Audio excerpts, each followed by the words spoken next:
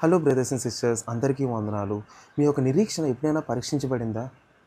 అప్పుడు మీరు ప్రభువా ఇంకా ఎన్నాళ్ళు, నా ఓపిక నశించిపోతుంది, నా నిరీక్షణ చచ్చిపోతుంది దేవా అని ఎప్పుడైనా ఏడిచారా అసలు?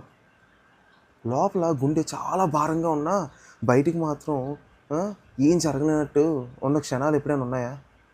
ఇలాంటి క్షణాలు కానీ ఇలాంటి సిచ్యువేషన్స్ కానీ నేను చాలా అనుభవించాను, ఎన్నో చూసాం. అలాంటి సమయంలో నేను నీ చిత్తమే నా జీవితంలో జరిగించు దేవా అని ఆయనతో బలంగా నేను నిలబడి ఉన్నానన్నమాట. నాకు తెలుసు ఇలాంటి సమయంలో ఎలా ఉంటుందో. I feel you God.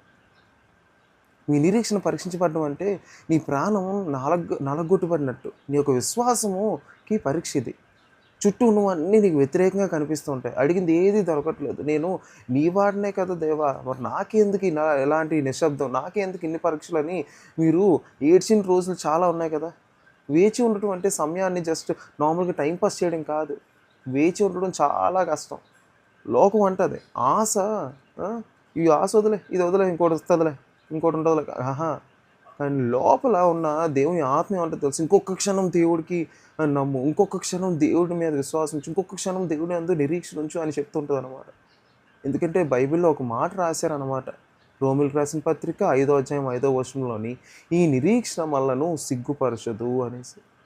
Hope does not disappoint. Abraham 25 ఏళ్ళు నిరీక్షించాడు, యోసేపు ఎన్నో సంవత్సరాలు నిరీక్షించాడు. అని వాళ్ళు దేవుని చిత్తానికి లోబడినప్పుడు దేవుడు వారిని సిగ్గుపరచలేదు. ఆయన మౌనంగా ఉన్నాడంటే ఆయన పని చేయట్లేదని కాదు, ఆయన నీ కోసం ఒక అద్భుతాన్ని సిద్ధం చేస్తున్నాడని అర్థం.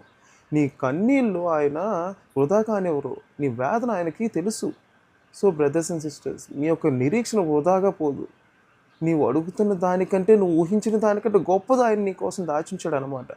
నీ చిత్తమే నా జీవితంలో జరుగును గాక అని నువ్వు అంటున్నప్పుడు నువ్వు ఓడిపోయినట్టు కాదు. నువ్వు దేవుని హృదయాన్ని, దేవుడి యొక్క విధానాన్ని నువ్వు గెలిచినట్టు అనమాట. సో ఆయన్ని ఆనుకొని ఉండు. నువ్వు గివప్ చేయక ఆయన్ని. ఎందుకంటే దేవుడు ఎప్పుడు నిన్ను గివప్ చేయలేదు. గుర్తుంచుకో, his will is better than your wish. His will is always better than your wish. అది మాత్రం గుర్తుపెట్టుకో. Don't give up on him అనమాట.